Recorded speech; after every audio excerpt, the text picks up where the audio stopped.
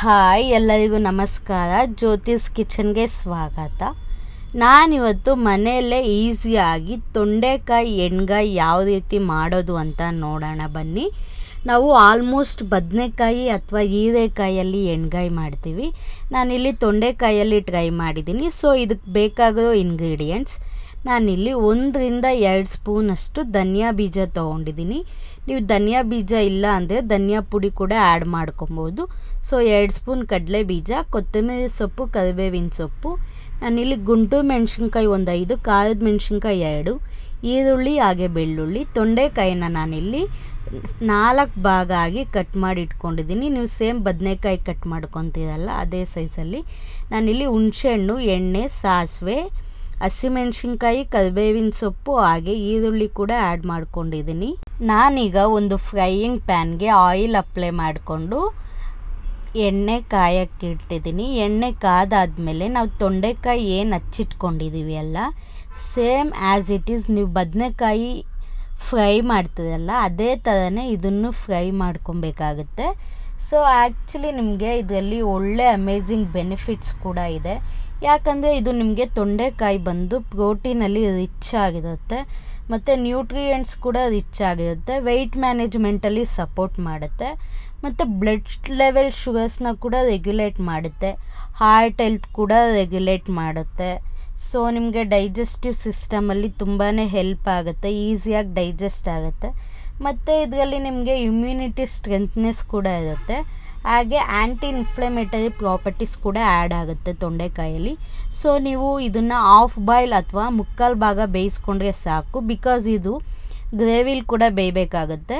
So ನಾನೀಗ ಅದೇ ಪ್ಯಾನಲ್ಲೇ ಬೆಳ್ಳುಳ್ಳಿ, ಈರುಳ್ಳಿ, ಕರಿಬೇವಿನ ಸೊಪ್ಪು ಹಾಗೆ ಒಣಮೆಣ್ಸಿನ್ಕಾಯಿನ ಹಾಕ್ಕೋತಾ ಇದ್ದೀನಿ. ಇದ್ರ ಜೊತೆಗೆ ಸ್ವಲ್ಪ ಜೀರಿಗೆ ಮತ್ತು ಧನಿಯಾ ಬೀಜ ಹಾಕ್ಕೊತಾ ಇದ್ದೀನಿ. ನೀವು ಧನಿಯಾ ಬೀಜ ಬೇಡ ಅಂದರೆ ಸ್ಕಿಪ್ ಮಾಡಿಕೊಂಡು ಧನಿಯಾ ಪೌಡರ್ ಆ್ಯಡ್ ಮಾಡ್ಕೊಬೋದು. ಇದಿಷ್ಟನ್ನು ಫ್ರೈ ಮಾಡ್ತಿದ್ದೀನಿ. ಇದ್ರ ಜೊತೆನೇ ಕಡಲೆ ಬೀಜ ಕೂಡ ಆ್ಯಡ್ ಮಾಡ್ಕೊತಾ ಇದ್ದೀನಿ. ನೀವು ಇದ್ರೆ ಗಸಗಸೆ ಕೂಡ ಆ್ಯಡ್ ಮಾಡ್ಬೋದು.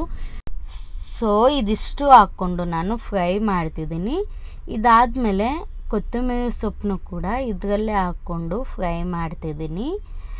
ಸೊ ಇದಾದಮೇಲೆ ನಾನು ಫ್ರೈ ಮಾಡಿರೋದನ್ನು ಅಷ್ಟನ್ನು ಒಂದು ಮಿಕ್ಸಿ ಜಾರ್ಗೆ ಫುಲ್ಲು ಕೂಲ್ ಡೌನ್ ಆದಮೇಲೆ ಇದಿಷ್ಟನ್ನು ಮಿಕ್ಸಿ ಜಾರ್ಗೆ ಹಾಕ್ಕೊಂಡು ಫೈನ್ ಪೇಸ್ಟ್ ಮಾಡ್ಕೊತಾ ಇದ್ದೀನಿ. ಸೊ ಈ ಕನ್ಸಿಸ್ಟೆನ್ಸಿಲಿ ಇದ್ದರೆ ಸಾಕಾಗುತ್ತೆ. ಸೊ ನಾನೀಗ ಅದೇ ಫ್ರೈಯಿಂಗ್ ಪ್ಯಾನ್ಗೆ ಸ್ವಲ್ಪ ಎಣ್ಣೆ ಹಾಕ್ಕೋತಾ ಇದ್ದೀನಿ. ನೀವು ಇದನ್ನು ಬೇಕಾದರೆ ಯಾವಾಗ ಬೇಕಾದರೂ ಮಾಡ್ಕೊಬೋದು, ತುಂಬಾ ಈಸಿಯಾಗಿರುತ್ತೆ. ಸೊ ಎಣ್ಣೆ ಕಾದಾದಮೇಲೆ ಹಸಿಮೆಣ್ಸಿನ್ಕಾಯಿ 1 ಅಥವಾ 2 ಹಾಕ್ಕೊಬೋದು. ಹಾಗೆ ಕರಿಬೇವಿನ ಸೊಪ್ಪು ಹಾಗೆ ಆನಿಯನ್ ಕೂಡ ಆ್ಯಡ್ ಮಾಡಿಕೊಂಡು ನಾವು ಫ್ರೈ ಮಾಡಿಟ್ಕೊಂಡಿರೋ ತೊಂಡೆಕಾಯಿನ ಕೂಡ ಇದಕ್ಕೆ ಸೇರಿಸಿ ಆ್ಯಡ್ ಮಾಡ್ತಿದ್ದೀನಿ. ಇದಾದಮೇಲೆ ರುಬ್ಬಿಟ್ಕೊಂಡಿರೋ ಮಸಾಲೆ ಕೂಡ ಆ್ಯಡ್ ಮಾಡಿ ಮಿಕ್ಸ್ ಮಾಡ್ಕೊಳ್ಳಿ. ಇದು ಫುಲ್ಲು ಡ್ರೈ ಆಗಿ ಮಿಕ್ಸ್ ಆದಮೇಲೆ ಹುಣಸೆಹಣ್ಣು ರಸ ತೊಗೊಂಡಿದ್ವಲ್ಲ ಅದನ್ನು ಇದಕ್ಕೆ ಆ್ಯಡ್ ಮಾಡ್ತಾಯಿದ್ದೀನಿ. ಸೊ ರುಬ್ಬಿಟ್ಕೊಂಡಿರುವಂತಹ ಮಿಕ್ಸಿ ಜಾರ್ಗೆ ಸ್ವಲ್ಪ ನೀರು ಹಾಕ್ಕೊಂಡು ನಾನಿಲ್ಲಿ ಆ್ಯಡ್ ಮಾಡ್ಕೊತಾ ಇದ್ದೀನಿ. ಈ ಕನ್ಸಿಸ್ಟೆನ್ಸಿ ಇದ್ದರೆ ಸಾಕಾಗುತ್ತೆ. ಈ ಎಣ್ಗಾಯಿ ಬಂದು ನಿಮಗೆ ರೊಟ್ಟಿ ಜೊತೆ ಹಾಗೆ ಚಪಾತಿ ಜೊತೆ ಒಳ್ಳೆ ಕಾಂಬಿನೇಷನ್ ಅಂತ ಹೇಳ್ಬೋದು. ಸೊ ಇದಕ್ಕೆ ಉಪ್ಪು ಆ್ಯಡ್ ಮಾಡಿಕೊಂಡು ಮಿಕ್ಸ್ ಮಾಡ್ಕೊತಾ ಇದ್ದೀನಿ. ಇದು ಚೆನ್ನಾಗಿ ಕುದಿದಾದಮೇಲೆ ಇದು ರೆಡಿ ಆಗುತ್ತೆ.